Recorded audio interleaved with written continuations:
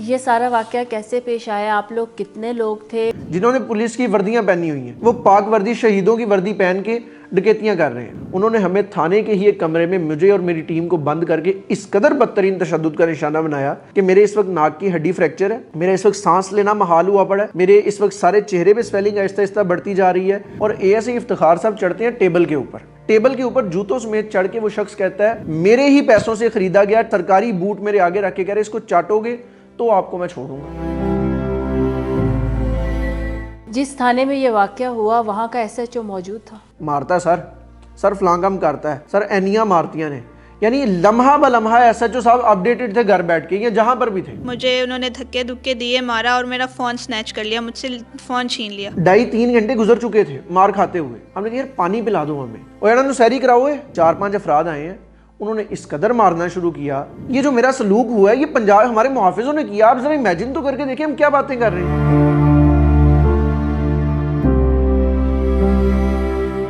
नाज़रीन, पंजाब पुलिस ने जुल्म ढाने की रिवायत को बरकरार रखते हुए एक दफ़ा फिर से ऐसे टाइम की पूरी टीम पर जुल्म की इंतहा कर दी।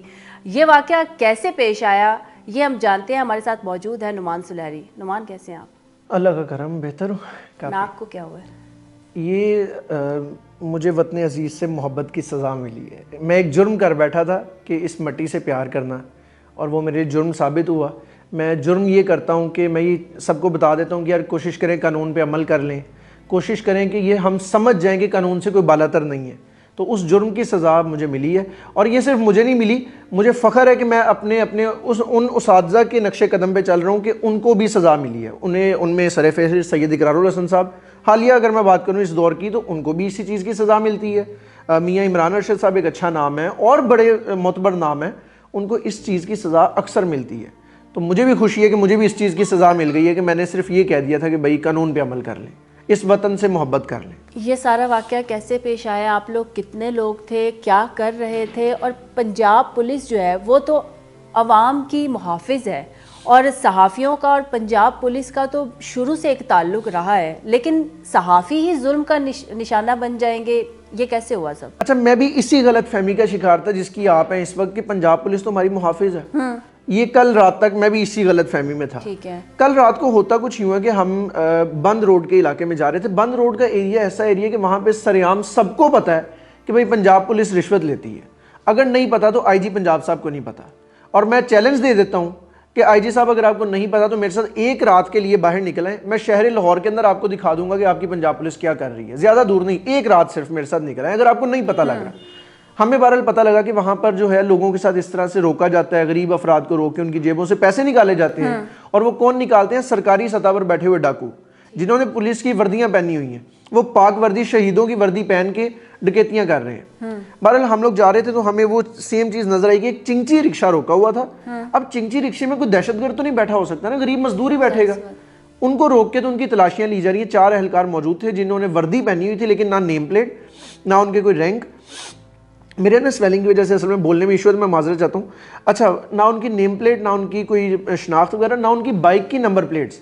तो हमने सिर्फ रिक्वेस्ट उनसे ये की, हमने नहीं पूछा कि भाई अब क्या कर रहे हैं, तलाशी ले रहे हैं, ठीक है। उन्होंने कहा हम स्नैप चेकिंग करें, हमने कहा करें यार जो भी करें। लेकिन मैंने कहा कितना अच्छा हो, मुझे खुशी हो, आवाम को खुशी हो कि हमारे मुहाफिजों की भी अगर नेम प्लेट नंबर प्लेट लगी हुई है, आप कानून पे अमल कर लेंगे, हम भी कर लेंगे। ये बात उनको सर मिस इतनी नागवार गुजरी कि उन्होंने कॉल की, और विद इन 1 और 2 मिनट 2 डाले आते हैं। पुलिस के डाले थे, पुलिस के डाले आए और उनसे तकरीबन उन डालों में से तकरीबन 15-20 अफराद निकले, सब तकरीबन बावर्दी थे, 2-4 के अलावा। उन्होंने हमें आओ देखा ना ताओ सिर्फ मारना शुरू किया, और अनफॉर्चुनेटली सिर्फ मुझे नहीं मारा, उन्होंने बिला तफरीक बिला तमीज़, खातून हमारे साथ टीम मेंबर ये भी मौजूद थी मिशल, इनको भी मारा। हमें उन्होंने मारने के बाद डालों में बिठाया। अच्छा, वो डालों में बिठाना अगवा का नाम मैं दूंगा इसका, क्योंकि मुझे नहीं पता किन्होंने मारा, मुझे नहीं पता वो कौन थे, मुझे नहीं पता वो गाड़ियाँ किसकी थी, मुझे नहीं पता वो कहाँ से आए थे। उन्होंने आया, हमें गाड़ी में डाले, तो इसका मतलब उन्होंने अगवा किया हमें। उन्होंने पहले चौक में खड़े होकर मारा, एक मीनार वाली मस्जिद सांदा के इलाके में ये था, वहाँ से डाले में अगवा किया, और उसके बाद हमें लेके चले गए थाना सांदा।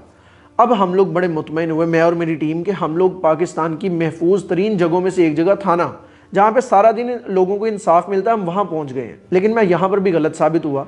उन्होंने हमें थाने के ही एक कमरे में मुझे और मेरी टीम को बंद करके इस कदर बदतरीन तशद्दुद का निशाना बनाया कि मेरे इस वक्त नाक की हड्डी फ्रैक्चर है, मेरा इस वक्त सांस लेना महाल हुआ पड़ा है, मेरे इस वक्त सारे चेहरे पे स्वेलिंग आहिस्ता आहिस्ता बढ़ती जा रही है।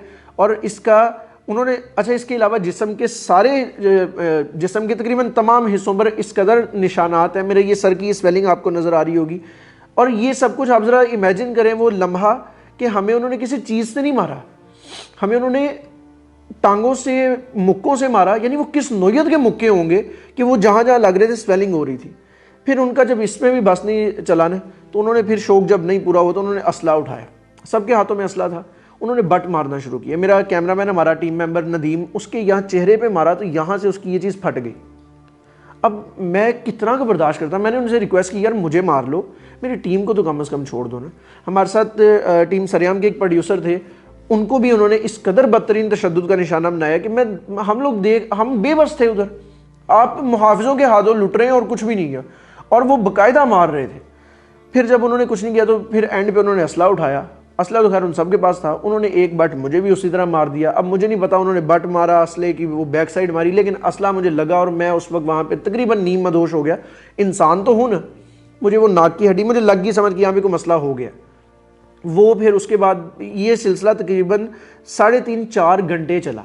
यानी 3.5-4 घंटे जब तक हमारे इदारे को इतला नहीं पहुंची, कोई पीछे से जो सहाफ़ी बरादरी वो एक्टिव नहीं हुई, हमें उन्होंने हब्से बेजा में भी रखा, हमें मारा, और जितना मारा आई होप आप भी और देखने वाले भी अंदाज़ा लगा रहे होंगे। ये सब करने के बाद अभी मैं बाकायदा नाम लेना चाहूँगा ASI, जो मुझे नाम पता थे, ASI इफ्तिखार जो लीड कर रहे थे इस सारे क्रू को जो मार रहा था, सफदर नाम का एक बंदा था, अली रज़ा साहब एक ASI आए, और इस तरह के 5-7 लोग आए, ठीक है। खुरम नाम का एक लड़का था, जो मुझे पता लग सके।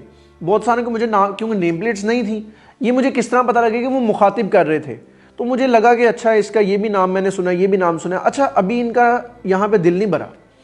थाना सांदा की सारी फोर्स, पूरा नाका, वो पूरा थाना जो है वो एक कमरे में है, और ASI इफ्तिखार साहब चढ़ते हैं टेबल के ऊपर। अच्छा, बैठते नहीं है, मिस इमेजिन करें वो चढ़ते हैं टेबल, ज़रा तमीज़ का अंदाज़ा लगाएं इनको कितनी तमीज़ है हमारे अहलकारों को, ये हमारे मुहाफिजों को।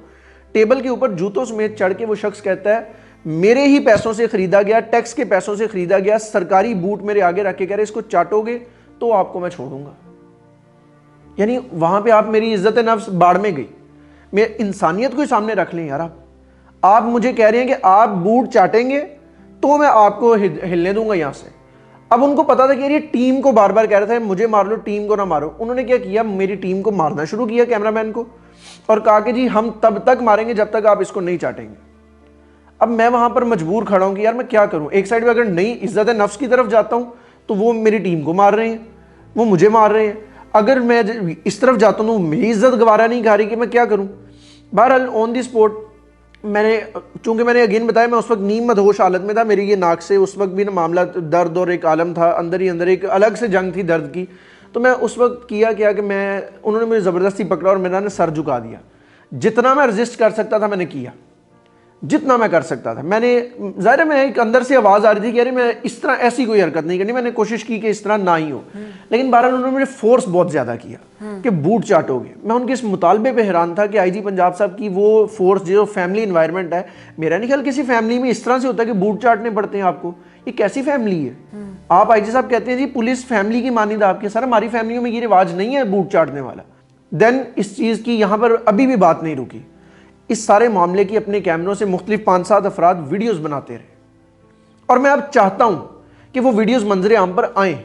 मैं तो खुद बता रहा हूं कि भाई उन्होंने मेरे साथ ये किया है, वो वीडियोस मंजर आम पे आए और फिर मैं IG पंजाब साहब से पूछूं कि सर इस वीडियो को जस्टिफाई करें, आपकी पुलिस ये क्यों करवा रही है और कैसे करवा रही है।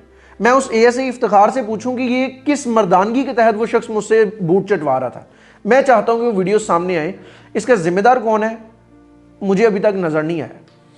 जिस थाने में ये वाक़या हुआ वहाँ का SHO मौजूद था? थाना सांदा SHO साहब, मेरा ख्याल है अगर आपके घर में एक कमरे के अंदर किसी शख्स को मारा जा रहा है तो एटलीस्ट आपको ज़रूर पता होगा मालिक होने के नाते। अगर SHO साहब के थाने की हदूद में मारा जा रहा है और बाकायदा इल्म था SHO साहब को, SHO साहब को ऐसे इफ्तिखार साहब यूँ फ़ोन करके उठाते थे और कहते थे पाइण मारता है सर फलां काम करता है, सर एनियाँ मारतियाँ ने। यानी लम्हा ब लम्हा SHO साहब अपडेटेड थे घर बैठ के, या जहाँ पर भी थे वो उनको होना थाने में चाहिए था, लेकिन वो थाने में बहरहाल नहीं थे। वो लम्हा ब लम्हा अपडेटेड थे कि हमारे साथ जो हो रहा है, यानी उनको पता था और वो करवा रहे थे। अगर पता है और वो सीनियर है तो इट मीन्स कि वो खुद करवा रहे हैं। उनको बहरहाल पता था कि उनके थाने में क्या हो रहा है। ये जब सारा वाकया हुआ और जब आप लोगों को मार रहे थे, वो टाइम क्या था? ये तकरीबन 1:15 बजे का टाइम था। 1:15 बजे ये वाकया मामला शुरू हुआ है कि हम लोगों ने ना, अब मेरी कोशिश थी कि रमज़ानुल मुबारक है तो कहीं हमारा रोज़ा ना निकल जाए, हर शख्स की कोशिश होती है। मैंने उनसे ना मार खाते हुए कह दिया किसी तरह कि यार हमें पानी दे दो। अब सहरी का टाइम तकरीबन जब शुरू हुआ है, या जब मुझे सहरी की हुआ कि यार अब सहरी कर लेनी चाहिए, 2.5-3 घंटे गुजर चुके थे मार खाते हुए। हमने कहा यार पानी पिला दो हमें, ताकि मेरे मुंह से निकल गया यार पानी पिला दो ताकि हम सहरी कर लें। हाँ हाँ करवाते हैं आपको सहरी, और यार सहरी कराओ। 4-5 अफराद आए हैं, उन्होंने इस कदर मारना शुरू किया और मारा, और वो हमें सहरी के नाम पे मारा। यानी उस वक्त एक अलग से दुख था कि यार आप रोजे का मजाक उड़ा रहे हैं, आप सहरी का मजाक उड़ा रहे हैं, आप एक मुकद्दस चीज को तो सेपरेट रहने दें। उन्होंने हमें 12 मरतबा ये कह के मारा कि इनको सहरी करवाएं। ASI इफ्तिखार साहब कहते हैं सहरी कराओ। फिर 5-7 अफराद आते थे, वो मारते थे। हम 4-5 जितने जो लोग हमारी टीम के पकड़े हुए थे वो मारते थे हमें, 4-5 बंदे आके फिर वापस चले जाते थे। फिर अगले बंदे आते थे, इनको सहरी करवाओ, वो फिर सहरी। इस तरह हमने मुतअद्दिद मरतबा सहरी की है वहाँ पे थाने के अंदर बैठ के। अभी तक क्या हुआ इस पे, और IG की जानिब से कोई लिया गया इस पे एक्शन? IG साहब की जानिब से अभी तक तो कोई एक्शन नहीं लिया गया। हत्ता कि मेरा ख्याल है कि IG साहब को, अगर मैं ये कहूँगा जी पता ही नहीं है तो ये ज्यादती वाली बात हो जाएगी। पता ज़रूर होता है IG साहब को, ठीक है। IG साहब को अभी तक, यानी इस वाक़े को गुजरे कुछ 24 घंटे हो गए हैं, किसी किस्म का कतन किसी जानिब से कोई रिस्पॉन्स नहीं मिला। IG साहब तो दूर है, उस इलाके के जो आला अफसरान है उनकी जानिब से कोई रिस्पॉन्स नहीं है। यानी किसी में जुर्रत ही नहीं है। मैं हैरान हूँ इस बात पे कि वो अपने एक ASI लेवल के बंदे को पूछ सके कि यार आपने ये क्यों किया। यानी या तो आप इन्वॉल्व हैं IG साहब से लेके, या हमें इजाज़त दी हुई है कि आपका जो दिल करता है। हम मनशियात फरोश तो नहीं थे, हम दहशतगर्द तो नहीं थे, हमें किस बुनियाद पे पकड़ा गया? आप दहशतगर्द को भी इस तरह से सलूक नहीं कर सकते, आप किसी मनशियात फरोश को भी पकड़ के इस तरह का सलूक नहीं कर सकते। ये जो मेरा सलूक हुआ है ये पंजाब हमारे मुहाफिजों ने किया। आप जरा इमेजिन तो करके देखिए हम क्या बातें कर रहे हैं। ये मुहाफिजों का काम है ये सब करना। अगर IG पंजाब साहब ने इजाज़त नहीं दी हुई, वो कहते हैं जी ये 2-4 बंदे गलत हैं, काली बेड़े हैं, इनको निकाल दें, यही होगा ना मैक्सिमम। सर अगर आपने इजाज़त नहीं दी हुई और ये हो रहा है तो फिर आप नाअहल ज़रूर हैं। आप सीट पे बैठे हुए हैं और आपकी पंजाब पुलिस ये सब कुछ कर रही है। मैं 12 मरतबा माजी में भी अपने प्रोग्राम में ये सब कुछ दिखा चुका हूँ। क्या मैंने ठोकर का सबसे बड़ा नाका जो दाखिली रास्ते पे है, रिश्वत लेते हुए पुलिस वालों को नहीं पकड़ा? सबूतों के साथ पकड़ा। IG साहब ने क्यों नहीं वीडियो पैगाम जारी किया? वैसे तो हर छोटी बात पे करते हैं वीडियो पैगाम जारी। मरियम नवाज साहिबा कहती है IG साहब इसका भी जवाब दें, हमें अवाम को जवाब दें। आपके बंदे वहां पे नाके के ऊपर रिश्वत के बगैर एंटर नहीं होने देते। शफीकाबाद थाने में मैंने सबूतों के साथ आपके पुलिस एहलकारों को रिश्वत लेते हुए नहीं पकड़ा। आप क्यों खामोश हैं? उसकी रीज़न ये है कि या तो आपने इजाज़त दी हुई है कि ठीक है आप लोग जो करना चाहते हैं करें, मैं खामोश हूँ, या फिर आप इतने नाअहल हैं कि आपको पता ही नहीं लग रहा वो क्या कर रहे हैं। आप सिर्फ अपने मज़े ले रहे हैं सीट के। इसके अलावा तो मुझे समझ नहीं आ रही कुछ भी क्या मामला। तो थानों में जो पुलिस के कल्चर को चेंज किया गया था वो ये चेंज हुआ है? थानों में कल्चर मैं आपको बताता हूँ चेंज कहाँ तक किया गया है, और हर थाने में ये हुआ है। माँ सिवाय 2-4 थानों के आपका कल्चर चेंज हुआ है। बाहर के गेट से लेके अस्सलाम वालेकुम सर, आपको बड़ा अच्छा लगता है, वाह वाह। आप एंटर होते हैं, आपको दाखिल होते एक बंदा पूछता है सर आपका क्या मसला है? आप कहते हैं वाह वाह थाना चेंज हो गया है। रिसेप्शन पे एक आपको फीमेल या मेल बैठे होंगे, वो बड़े पोलाइट वे में सर कोई इशू है तो बताएं। यहाँ तक आपका थाना चेंज हुआ है। मेरे साथ चलें, मैं दावे के साथ कहता हूँ हर थाने से अगर लित्तर ना निकले, डंडे ना निकले, मैं कसूरवार ठहराऊंगा खुद को। अगर सहाफ़ियों के साथ इतना जुल्म हो रहा है तो आम आवाम के साथ क्या होता होगा? इसका जवाब तो साहब दें, मैं कहता हूँ अवाम दे कि क्या IG साहब दें, मरियम नवाज साहिबा दें, शहबाज शरीफ, सारे हाई ऑफिशियल्स दें कि उस अवाम के साथ क्या होता होगा। तसव्वुर करें ज़रा एक लम्हे के लिए कि मेरी नाक की हड्डी सिर्फ इसलिए टूटी, यहाँ तक बात इसलिए रुक गई कि मेरे पीछे इदारे, मेरे सीनियर जो हमारे सीनियर इस फील्ड के हैं सैयद इकरारुल हसन साहब ने उसी वक्त ट्वीट्स की। अगर ये प्रेशर ना होता तो आप ज़रा ये तसव्वुर कर सकती हैं ना कि नाक की हड्डी की बजाय मेरे सर की हड्डी भी टूटती, मेरा बाजू भी टूटता, मेरी टांग भी टूटती और कोई पूछने वाला ना होता अगर मैं एक आम शहरी होता। आम शहरी की ज़िंदगी है इस कल्चर में। मेरा नहीं ख्याल आम शहरी सुख का सांस भी ले सकता है। खातून आपके साथ थी, इनको भी थाने लेकर गए हैं? नहीं मिस, इनको खातून ना कहें, इनको मरियम नवाज साहिबा की रेड लाइन कहें।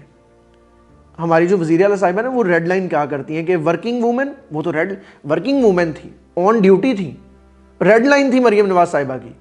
रेड लाइन क्रॉस हुई है। बाकी मेरा ख्याल ये बताएं बजाते खुद, मैं चाहूँगा कि ये खुद बताएं कि इनके साथ क्या क्या किया उन्होंने पुलिस वालों ने। मिशेल, कैसी हैं आप? अल्लाह का शुक्र। क्या हुआ था उस रात आपके साथ?